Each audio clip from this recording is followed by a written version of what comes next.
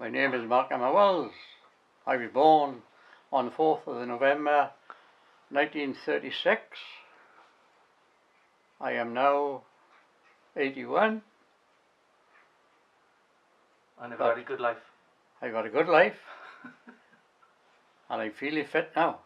And still having a good life. Still having a good life, yeah. So tell us about when you was young, Dad, in Abdulary. Or the house and where you lived and. I was born in Queen Street, Abdulary. My father was a miner. I'm one of 4 brothers. And we lived in a 2-bedroom house. Well, it was a 3-story house because somebody else lived underneath us. And we didn't have no toilet in the house. So if we woke up in the night and we wanted to go to the toilet, we had to go down 1 flight of stairs, go out to the front door, go down another stone stairs through a gully in the back, and the outside toilet was on the ground floor where there was somebody else living. So who owned the house then? No. Your father didn't own it? No. We rented the house. But I lived there all my life. Well, not all my life, till I got married. And it was a good life. In them days, you was up the mountain and there was no television. You had to make your fun out in the street playing ball, or we was up the mountain. And I joined the Salvation Army Scouts then when I was 10, 11. And it was the best thing I ever done when I was a youngster, because we used to go camping and all that, and it was great. And then over the Salvation Army, there was a youth club, which there weren't many about, but it was great to have it in the Salvation Army. And the Salvation Army was at the end of the street where I lived, so I didn't have far to go. I did join the junior band in the Salvation Army in Abdulary, but that's because of my grandmother. She was a catch me with a scruff of the neck and take me over the Salvation Army to the band practice. But I stuck it for about 2 or 3 years, and I packed it in then. And then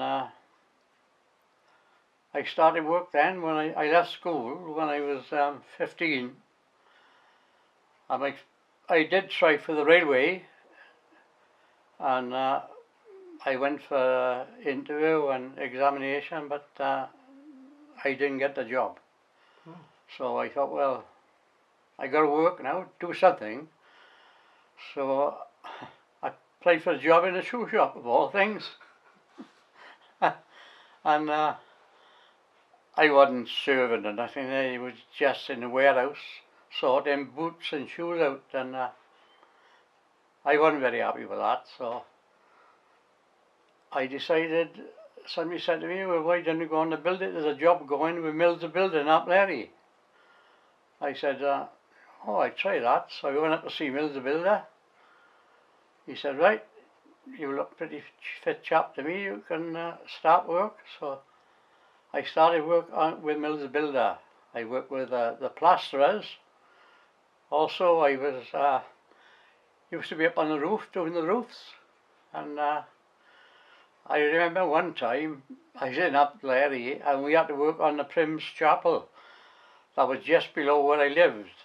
And you could look out of our back window and you could see the Prim's Chapel.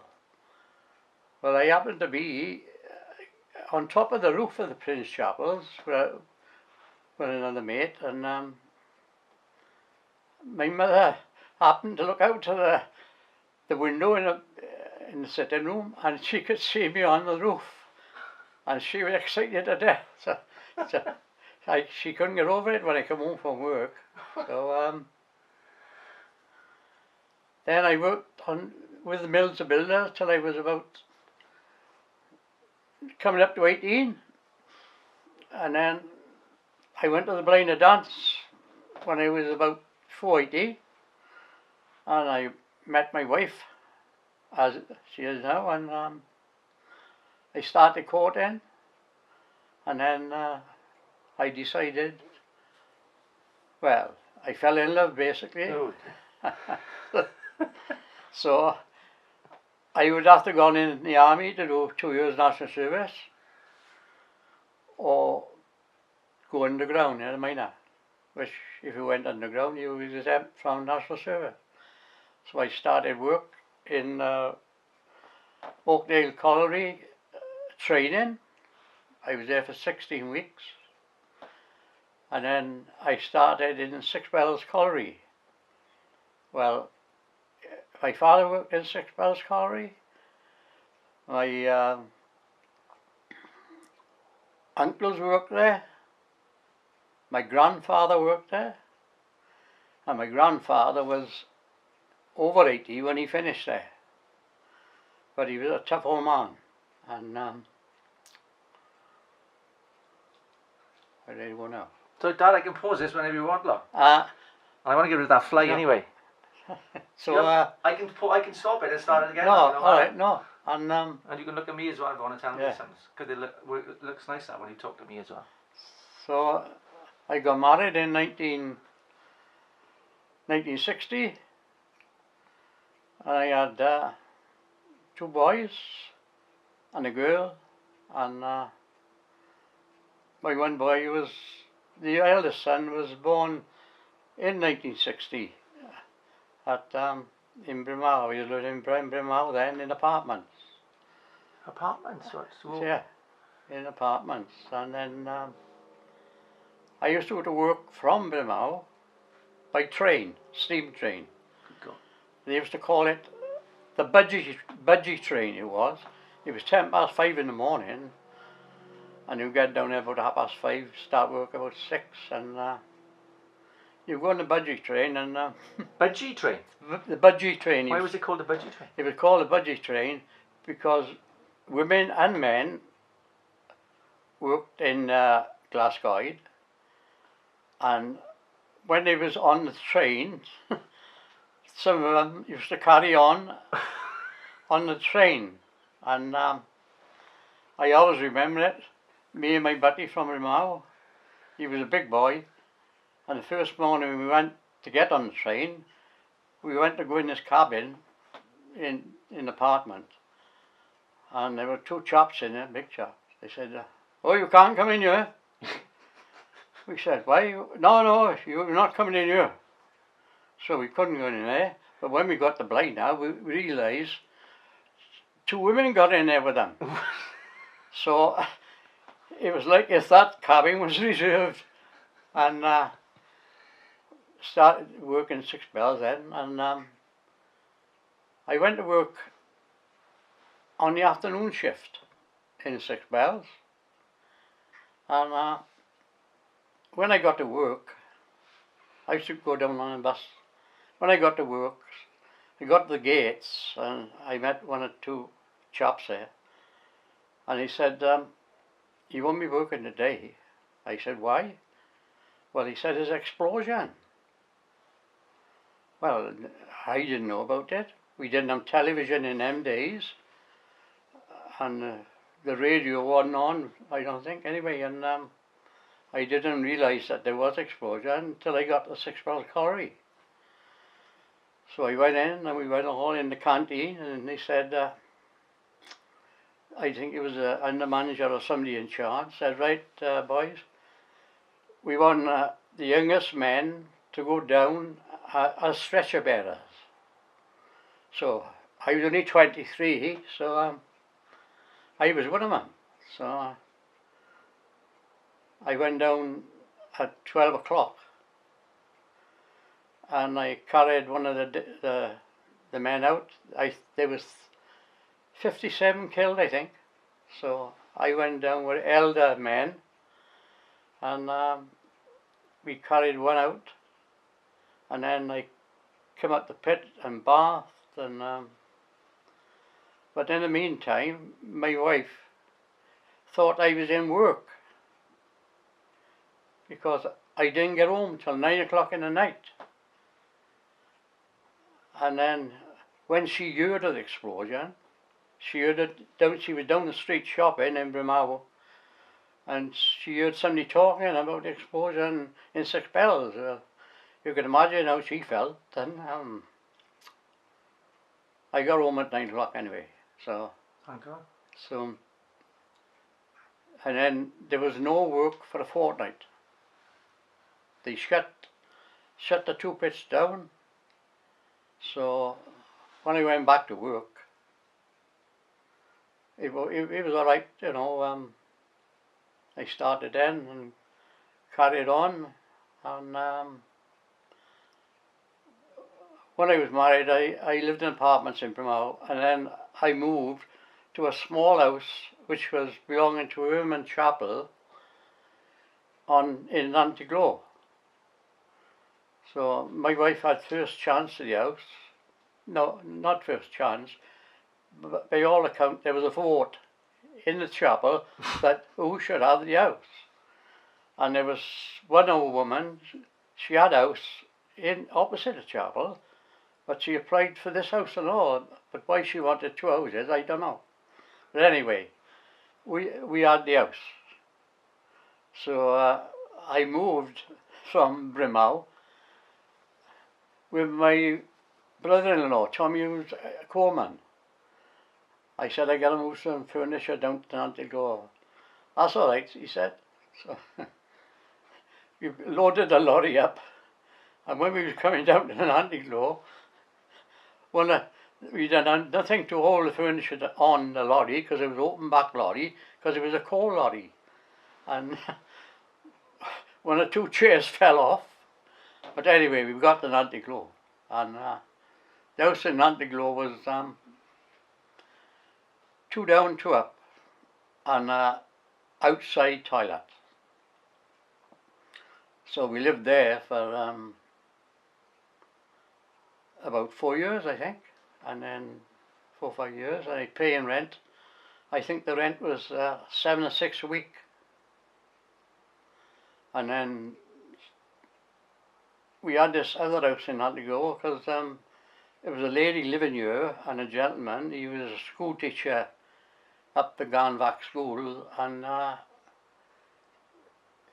his wife's auntie died in Usk or something like that, and they asked us if we wanted to rent the house. So we jumped at it. It was the best house in the street in Antiglo. You had inside bathroom, toilet, everything. It was like living in Buckingham Palace to where I lived before, you know. Pause it by a minute, Dad. I can pause, look, right? Right.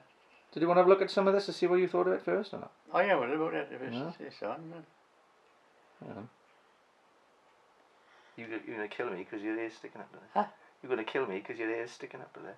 What do you mean? On the side. Cross me down. Oh yeah. Was that how you have it? Ah, yeah. Donald Trump. Ah. Hang on, what was you talking about then? When I moved to this house. Right. And then you went. Am I going to do my life story, yeah? You are. Yeah, you constant. I haven't got to ask you anything. I think you rehearsed it. So we talked about the mining disaster, didn't we? We talked about the family. Well, I say going back to the mining disaster, I can talk about that. When the funeral was. It's up to you. Well, So who was down there at the time then? So 47 men. No, but family wise, your father wasn't down there, was he? No, they was in explosion. Yeah, they was. Yeah. Well, they weren't down there. Yeah. When it happened. Yes. Who was down there?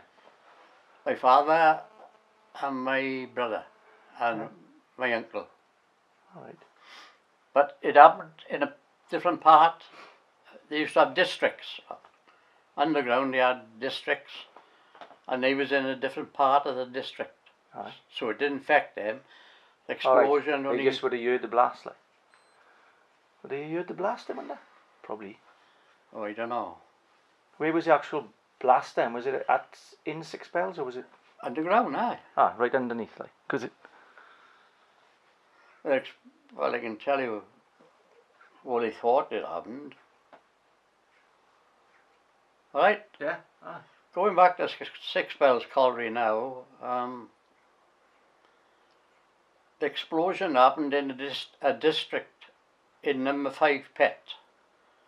And at the time, my father and my brother and my uncle was working in a different district. So it didn't happen in the district they were. It happened in a separate district.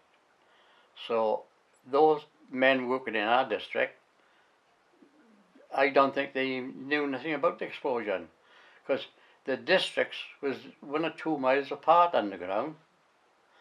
And so they virtually got up the pit, and because I was concerned when they said there was explosion in number 5 pit, but I was concerned about those, but it didn't affect that district at all they was working in. And as it happened, when I walked in with the senior men to carry the persons out, you was walking in and you didn't know where the person was. So they did say that you see a chalk mark on a ring, that's where there'll be a body. So that's how, you know, they found it. And The chalk mark on what? a chalk mark on you used to have rings. Oh, to go... The tunnel. Oh, the tunnel itself. So somebody gone through it and already? Somebody had gone, the rescue team had gone through there already. Right. And marked where the deceased was. Right. And as it happened, the gentleman that I carried out on a stretcher, he dressed under me in the bars. Yeah. So I knew him well, like. So. God, that's traumatic. And then you had to go in and shower, and you didn't. You was coming out the shower naked. You was showered, and then there was nurses going back and forth from the bars into the. But that day, didn't worry, you know, we just walked through and that was it. The nurses was coming through and prioritising it. You know, so it didn't worry us at all that day. Because of the panic, I suppose, or the explosion. Other days we would have covered ourselves up. So what about the strike, Dad? Do you want to talk about the strike or not? Or would you rather not talk about the strike? So I met Gail. I met Gail with the strike. No, we won't talk about that. So what about, when we was kids? No, wait a minute. I can't remember that guy. What? When he was kids. No. Because he was always in work. Ah. Yeah, well, he was always in work. Yeah. I can remember going away. The one memory I got is going away in Tommy used his car all the way down to Weston. And with when I worked in the pit, I was working all day, and the kids in school, I didn't see much of the kids, but when I come home, I used to go to bed for an hour. And with the pit, I used to take Gary and Kevin. I don't think our income. We used to go to the Miners' Gala in Cardiff. They used to have a Miners' Gala in Cardiff every year, and you had jazz bands, and you'd be marching through the streets with the banners from every pit in South Wales.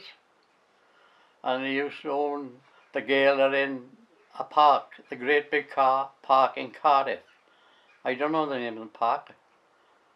So we used to have some good days out there, and the pit used to organise trips to the pantomimes in Cardiff, and they paid for it all, and so I can remember there was a lot going on,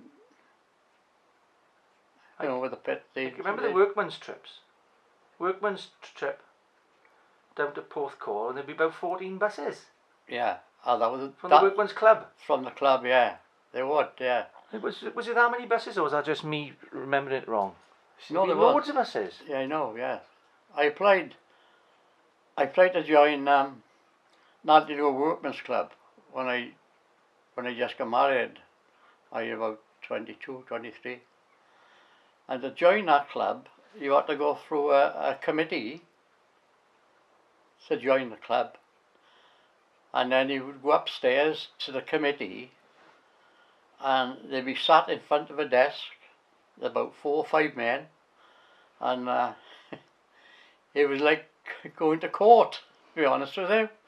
They said, where do you work? Where do you live? And is your father member of the club? No. Well, who have you gone back and out to join the club? Well, I said, my father's workmate in work.